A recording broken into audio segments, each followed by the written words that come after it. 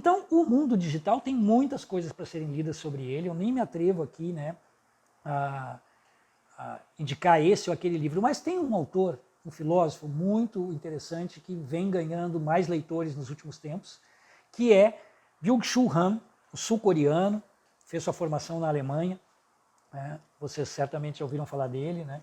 O Byung-Chul Han tem 3 livros importantes que eu considero que precisam ser lidos, e tem outros mais, mas esses 3, né? E são livros breves, porque são partes, né, de conferências, de artigos dele que ele reuniu, e eles não têm uma ordem, embora tenha uma ordem cronológica. Eu diria que o ideal é começar pelo Sociedade da Transparência. Tá? Aqui o Chul Han aborda a questão de por que todas as pessoas que têm acesso à internet têm uma necessidade de que tudo se saiba tudo sobre elas. Tá? E isso tem a ver então com a ideia da transparência. Ele diz que é a sociedade da transparência. E o Chul Han tem muitas assertivas aqui, uma delas é: na sociedade da transparência significa que ninguém mais confia em ninguém. É muito interessante essa ideia dele, porque quer dizer o seguinte: tudo tem que ser tão transparente, de maneira que eu não precise mais nem me preocupar em confiar em você, porque tudo sobre você é transparente e eu já sei, você não poderá me esconder nada. Ele diz que isso quebra alguns princípios fundamentais da política, que é o princípio da confiança. Tá? Bom, enfim, isso é um pequeno aspecto que está dentro do livro, recomendo muito, né? E isso vai explicar muito para nós porque esse desejo de estar sempre aparecendo, né? Esse desejo de estar sempre sendo visto, que tem sido tratado por muitos autores, acho que o Chul Han é um deles. Depois ele tem um outro, A Sociedade do Cansaço. Aqui o Chul Han vai fundo na questão da sociedade neoliberal. Tá? Vejo que é a primeira vez que eu estou usando esse conceito aqui, ele atravessa toda a minha fala desde o início. Né? Ele vai fundo aqui na questão dos efeitos do mundo neoliberal sobre a subjetividade dos sujeitos, né? Essa perda da individualidade perante um mundo interconectado, esse desejo de trabalhar para ter sucesso, e ele acaba dizendo que as pessoas hoje não vivem mais, só trabalham e se autoexploram. Autoexploram por quê? Porque a tecnologia permitiu que a autoexploração virasse regra. E isso, ele dá vários exemplos na Coreia, exemplos na Europa, mas basta você olhar ao seu redor e isso já é realidade. Fiquemos apenas com os aplicativos de entrega, por exemplo, né? iFood, Rappi, para citar só esses 2. Os de transportes, o Uber e outros. Né? Chul Han tem uma interpretação muito interessante sobre esse fenômeno, que leva então a um sujeito cansado. Né? É uma sociedade que está exausta e sem perspectiva. E o terceiro livro que eu recomendo é o No Enxame, também do Chul Han. Né? Aqui o Chul Han vai tratar da questão dos hábitos que surgiram com a adesão em massa às redes sociais da internet. E ele se refere aqui ao enxame, então, a esse comportamento de bando, né, que também alguns chamam comportamento de manada, que leva as pessoas a aderirem, melhor dizendo, a determinadas pautas, determinadas bandeiras, de forma automática, sem refletir. Ele vai tocar, então, na questão do cancelamento, por exemplo, que se tornou também um tema frequentemente discutido hoje em dia. Né? E aí o Chul Han vai falar disso que ele chama de tempestade de merda, shitstorm, né, que parece invadir de um segundo para o outro as veias que conectam, né, esse mundo digital, e as pessoas vão no enxame. Tá? É uma perspectiva muito interessante. O Chul Han é um sujeito que lê muito sobre psicanálise, né, ele tem muitas referências em Freud e outros autores. Heidegger é um autor muito caro para ele. Né, recomendo muito. Né, se você quer dar uma refletida sobre os impactos do mundo digital e do neoliberalismo juntos no sujeito da atualidade, né, nos sujeitos da atualidade, Chul Han é uma boa pedida. Tá? Bom, além do Chul Han, claro que existem muitos outros, né? E o que é interessante no Chul Han é que ele nos permite um olhar bem detido sobre as consequências que nós já estamos vivendo do mundo neoliberal. E aí sim, então, né, chega um autor que para mim foi um reencontro fantástico nesse ano passado, de 2020, falei muito sobre ele já em alguns momentos, que é o Mark Fisher, e pela primeira vez traduzido em português, Realismo Capitalista. Né?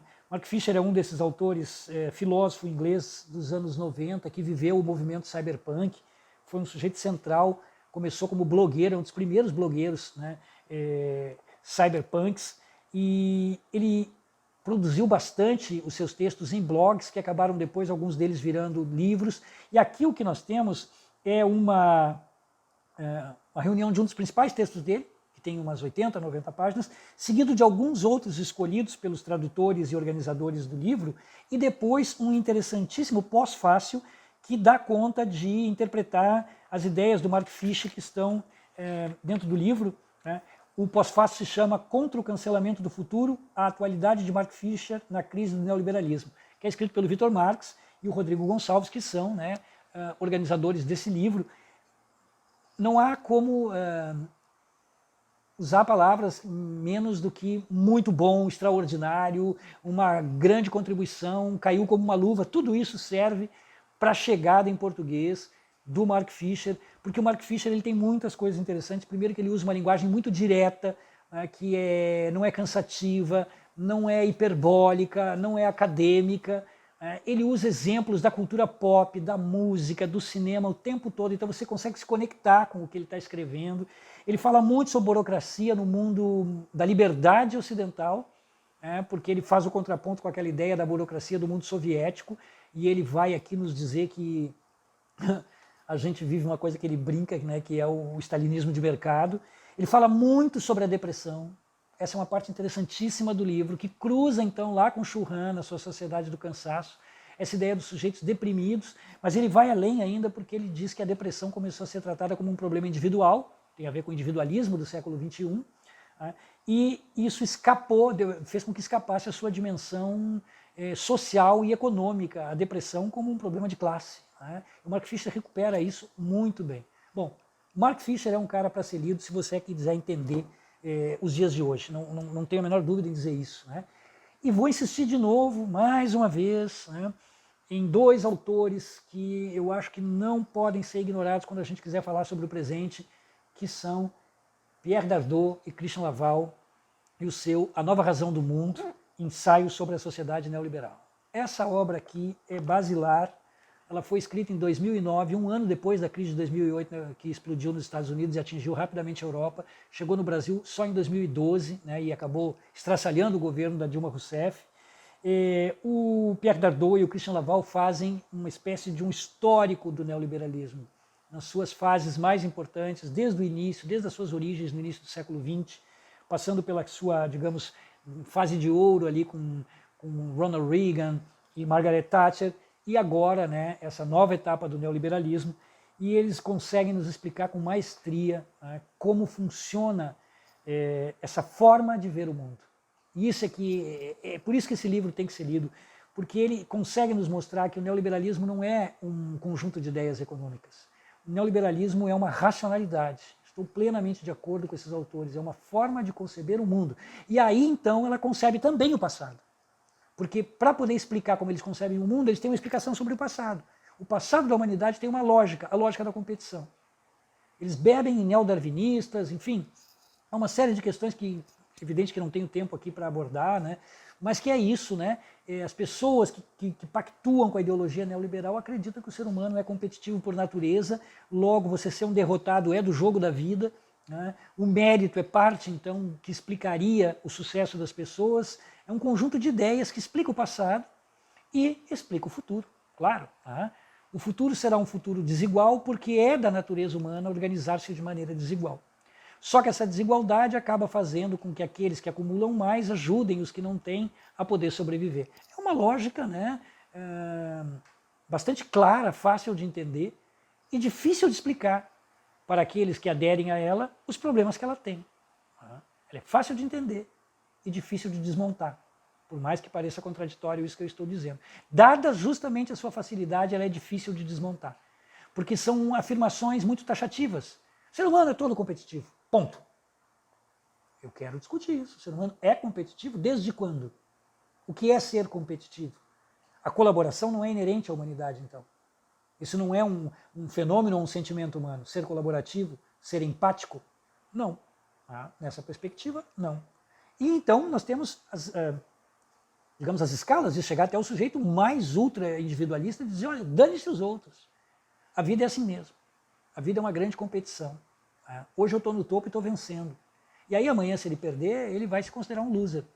né? Que é o que o Shu Han também diz. As pessoas são convencidas de que elas fracassaram por sua culpa e não por culpa de uma estrutura social.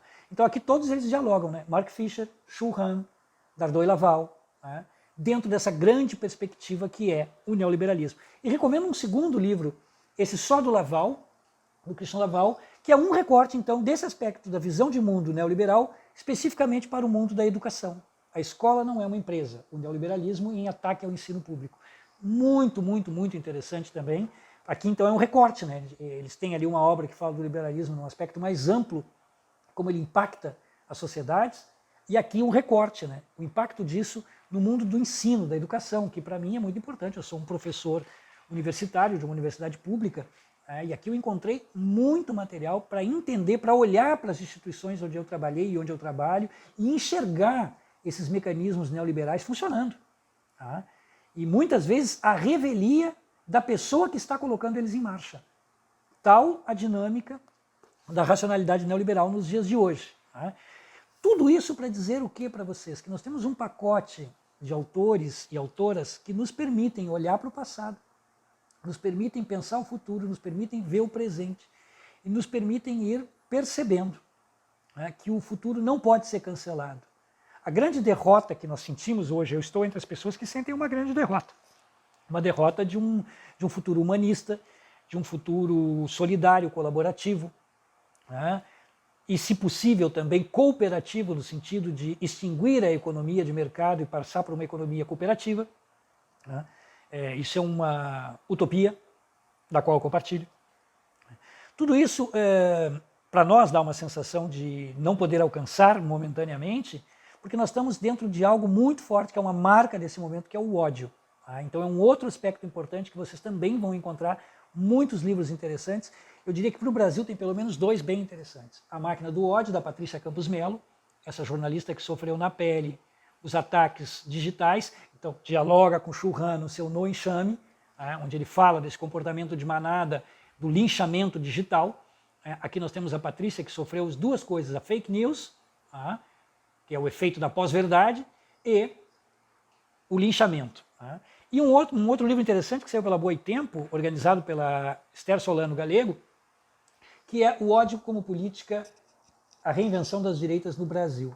Esse livro é bem interessante também, é um conjunto de autores, tem vários autores aqui, cada um deles fazendo uma discussão específica sobre a ascensão das novas direitas no Brasil e o ódio como política. Né? E aí então nós chegamos nos últimos autores que eu queria comentar com vocês, né, para ir encerrando essa fala aqui, né, essa videocoluna, que eu li mais recentemente. Tá? Eu comentei muito ultimamente o Guerra pela Eternidade, eu disse para vocês que eu ia voltar a falar na tradição.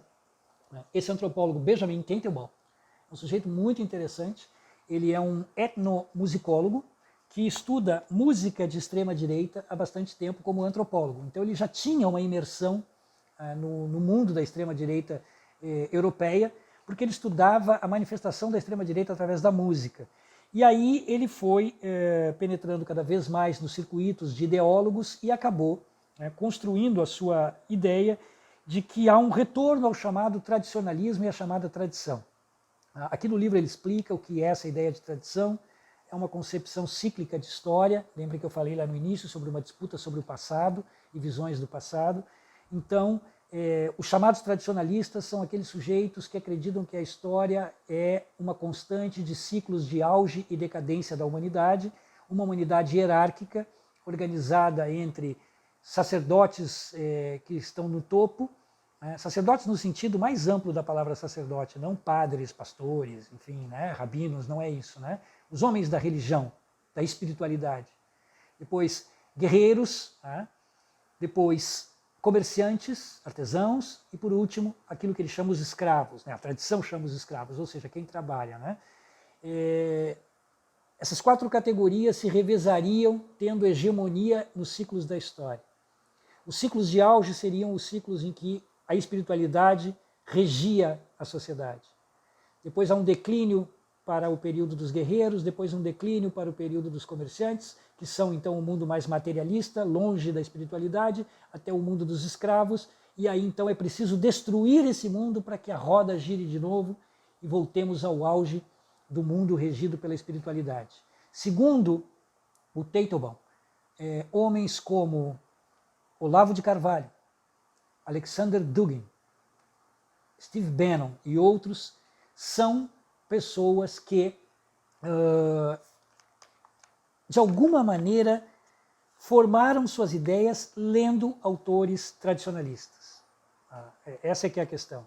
Há dois autores muito importantes, o Guénon, que é um francês do século XIX, e o Évola, que é um italiano do início da primeira metade do século XX. São dois autores centrais da tradição, não são os únicos, tem muitos outros, mas esses são dois autores centrais da tradição.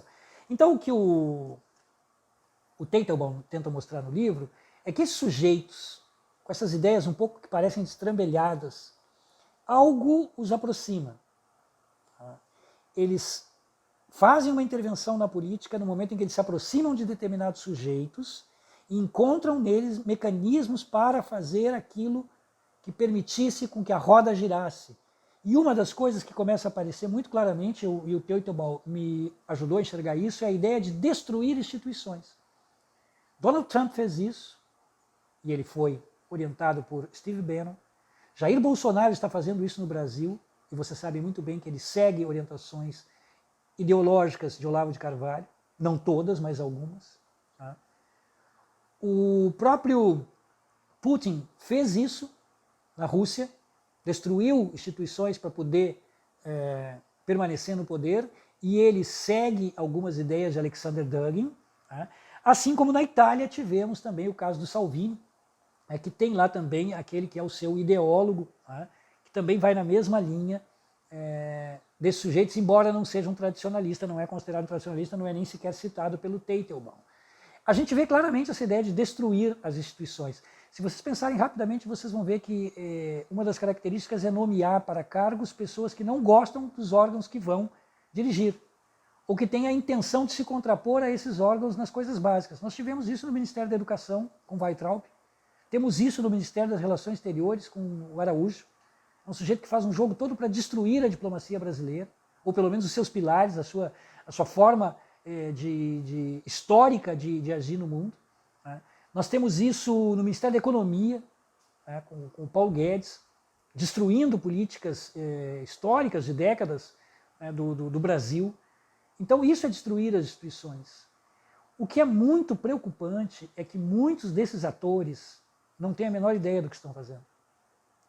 Eles são leitores menores que leem de segunda mão aquelas pessoas que o Olavo de Carvalho lê, que o Dugin lê, que o Steve Bannon lê, e que fazem uma maçaroca com essas ideias, as traduzem para a sua forma de entender o mundo e vendem essas ideias para pessoas como o Eduardo Bolsonaro, o Carlos Bolsonaro, esses blogueiros todos de direita que fizeram os cursos de Olavo de Carvalho, mesmo fenômeno com o Steve Bannon e muitos dentro do governo Trump que aceitaram as ideias do Bannon. Vocês sabem que o Bannon caiu em desgraça com o Trump, mas segundo o próprio Teitelbaum, foi porque ele apareceu mais que o Trump. E o Trump é um sujeito que não aceita ninguém ao seu redor. Bom, além do Teitelbaum, um livro que não pode deixar de ser lido é Os Engenheiros do Caos, de Giuliano da Empoli. Esse autor italiano, ele faz uma verdadeira devassa na política italiana dos últimos anos, de forma muito breve, mas focada em algo que é central com tudo que eu vinha me referindo até agora. O ódio plantado de forma pragmática, racional, intencional, por algumas pessoas dentro do ambiente da política, usando principalmente os meios digitais. E aqui você vai encontrar de forma muito clara e muito bem explicada a situação da Itália, com o movimento 5 Estrelas, a situação da Hungria com o Orbán, Viktor Orbán, algumas coisas sobre o Brasil, ele faz referência também em relação a Jair Bolsonaro, sobre Donald Trump, ou seja, aqui ele está fazendo uma espécie de recorrido sobre os principais momentos que fizeram com que a extrema-direita chegasse ao poder, as práticas que usaram e principalmente o vínculo com o mundo digital, sites e plataformas de redes sociais. Então, eu recomendo muitíssimo Os Engenheiros do Caos, e queria encerrar dizendo o seguinte para vocês. Todos esses autores são excelentes, né? Poucos deles, eu diria que o da Empoli dá uma ênfase a isso em algum momento, mas outros não, tocaram para mim num ponto que é central, que nem os distópicos pensaram, que é algo que faz com que todo esse movimento gire. Tudo isso que vocês estão vivendo, que eu estou vivendo, que eu leio todos esses livros para tentar entender e para tentar ajudar as pessoas ao meu redor, né? E que elas também me ajudem a compreender o que nós estamos vivendo para poder sair dessa situação de alguma maneira. Muitos subestimam o potencial dessas engenhocas. Eu já falei sobre isso e vou falar sempre que for possível e necessário. Os smartphones são algo que nenhum utópico previu. Perdão, distópico, nenhum autor distópico previu. Isto é a portabilidade de tudo. Não há mais escapatória. Em qualquer lugar que você estiver, você está participando de tudo. Em qualquer lugar que você estiver, você está entregando dados sobre tudo da sua vida. Notem, esse é o primeiro passo. O segundo vem logo agora, a chamada 5G, que logo depois será superada por outra. 5G é uma tecnologia de transmissão de dados, velocidade e forma de transmissão de dados. Ela é bem diferente da atual quarta geração. A quinta geração que vem por aí é diferente a maneira como os dados vão ser transferidos entre os dispositivos. Isso tem tudo a ver com o funcionamento da internet, tem tudo a ver com tudo que nos aconteceu nas últimas décadas e vai ser potencializado, chegando àquilo que os autores chamam então de internet das coisas. Então voltemos à questão das cybercidades. Esses locais de alta tecnologia, de ilhas de conforto, eles já têm isso, mas eles terão muito mais forte e mais rápido, que é a interligação entre todos aqueles dispositivos que podem ter contato com a internet. A televisão, o seu carro, o seu computador, a sua geladeira, a batedeira, o fogão, o micro-ondas, todos os equipamentos vão poder se ligar com a internet a partir da tecnologia 5G. Significa que os dados que você oferece de forma voluntária vão ser multiplicados de uma maneira que até então é impensada. Isso significa também que os físicos terão que trabalhar muito mais com os big data, porque o número de dados vai ser muito maior. E com esses dados vão ser construídos modelos mais complexos e mais completos sobre o comportamento das pessoas. E esses modelos vão continuar formando segmentos e grupos para os quais serão direcionadas mensagens específicas. Os engenheiros do caos tratam disso. É isto, quando a gente fala de futuro, de disputa pelo futuro, de guerra pelo futuro, é sobre isso que nós estamos falando. O futuro já começou. Os smartphones são o primeiro degrau desse futuro. Eu, infelizmente, tenho que encerrar dizendo que sou um completo pessimista, eu acho que não tem volta atrás. Se vocês me perguntam hoje como eu acho que vai ser o futuro, eu acho que ele vai ser esse maldito eterno presente, mas acho que não será para sempre. É eterno num sentido metafórico, mas vai durar bastante. Eu não estou entre aqueles que dizem que nós estamos numa fase de declínio do capitalismo. Nós vimos o capitalismo nos últimos 200 anos funcionando e a sua capacidade de reinvenção.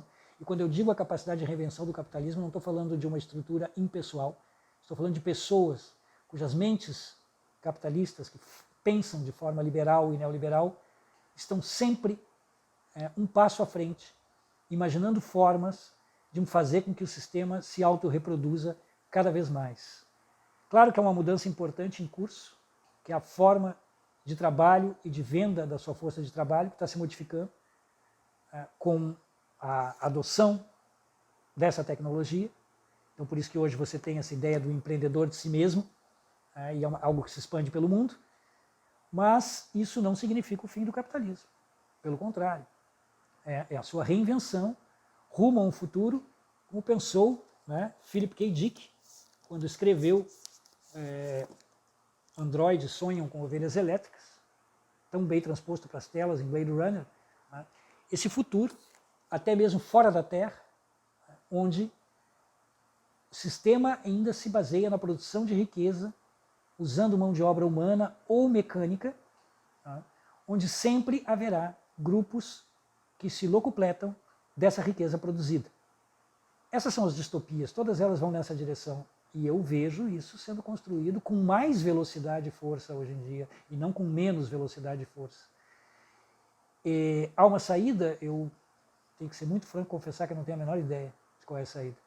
Mas já me dá um certo alento poder enxergar todo esse quadro, poder ver, tirar um pouco essa fumaça toda da frente e poder enxergar esse quadro, né, e poder perceber os mecanismos e poder me ver dentro dele também e saber que faço parte disso. Tá? Não consigo ainda adotar uma postura asséptica e virar um ermitão e me retirar das redes sociais, embora a vontade seja muito grande. Né? E muitas pessoas que eu conheço dizem isso também, tem uma vontade muito grande de sair disso tudo. Mas é muito complicado. Aqui nos Engenheiros do Caos vocês vão encontrar também um capítulo que fala sobre isso, né? Como hoje no mundo do trabalho alguém pode tentar sobreviver se não estiver vinculado a uma rede social. E como isso aconteceu. Como chegamos a isso. Como foi rápido para que o Facebook conseguisse hegemonizar a coleta de dados e comprou o Instagram e comprou o WhatsApp. E depois tem as outras plataformas que concorrem com o Facebook. E como que isso aconteceu? Debaixo dos nossos narizes, com a nossa absoluta colaboração. A tal ponto que a gente diria que é quase irreversível. Hoje é muito difícil uma pessoa que queira se colocar no mercado de trabalho não estar vinculada a uma dessas redes, porque elas são usadas para tudo. Para o contato profissional, para o exercício da profissão, como os entregadores e os motoristas de aplicativos, por exemplo. Simplesmente não existem sem os smartphones. Eles não existem sem as redes sociais. Ou alguém que queira espalhar o seu currículo, alguém que queira arrumar uma vaga de emprego, alguém que queira ingressar num órgão público, muitas vezes, já tem que estar vinculado a uma dessas redes. Todas as nossas relações de trabalho hoje estão passando por essas redes. É muito complicado. Mas esse já é o futuro acontecendo. Por isso que eu digo que nós já estamos vivendo uma distopia. Bom, essa guerra é longa, é uma guerra total. Eu me encontro do lado daqueles que estão perdendo. Eu acho que o lado que eu estou é o lado das pessoas que gostariam que essa tecnologia tivesse sido usada para outros fins, que ela nos aproximasse em vez de nos afastar, porque ela nos transformou em pequenas células que não sabem mais parte de qual organismo elas são. A gente não consegue mais nos enxergar dentro de uma sociedade.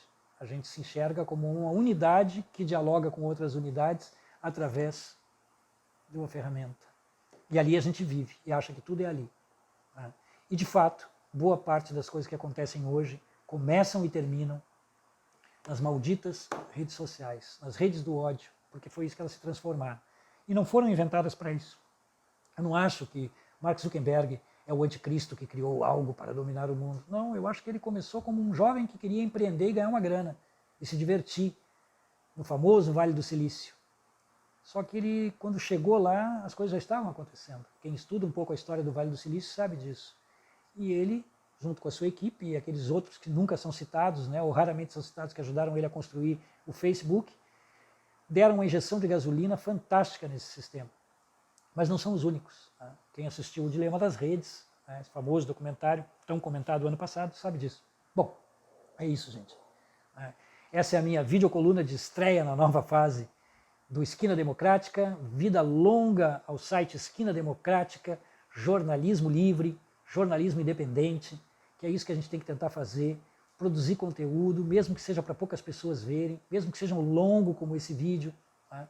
Eu sei que as pessoas querem ver coisas curtas, mas às vezes é preciso uma parada mais longa para refletir, para pensar, para fazer um balanço, que é o que eu fiz aqui agora, através desses livros, né, passando um pouco para vocês um conjunto de ideias para a gente entender essa guerra total. Ela é uma guerra que talvez a minha geração não veja o fim, mas eu tenho esperança na vitória dos que virão depois de nós. É isso. Salve Resistência. Marielle presente sempre.